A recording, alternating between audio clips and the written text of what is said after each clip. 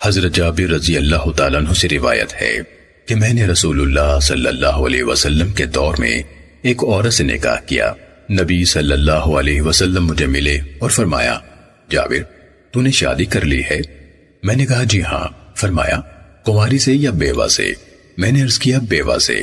آپ صلی اللہ علیہ وسلم نے فرمایا، تو نے کنواری سے کیوں نہ شادی کی؟ وہ تجھ سے دل لگی کرتی۔ میں نے کہا، اے اللہ کے رسول، میری کئی بہنیں ہیں، میں نے خدشہ محسوس کیا کہ کنواری عورت میرے اور ان کے درمیان رکاوٹ نہ بن جائے۔ آپ صلی اللہ علیہ وسلم نے فرمایا، پھر ٹھیک ہے، عورت سے اس کے دین کی وجہ سے نکاح کیا جاتا ہے یا مال و جمال کی وجہ سے، تو دین والی عورت کو پسند کر، تیرے ہاتھ خاک آلود ہوں۔ سنن نسائی حدیث نمبر 3228۔ حضرت معقل بن یسار رضی اللہ تعالیٰ عنہ سے مروی ہے کہ ایک آدمی رسول اللہ صلی اللہ علیہ وسلم کے پاس آیا اور کہنے لگا، مجھے ایک خاندانی اور مرتبے والی عورت ملی ہے مگر وہ پانچ ہے، تو کیا میں اسے شادی کر لوں؟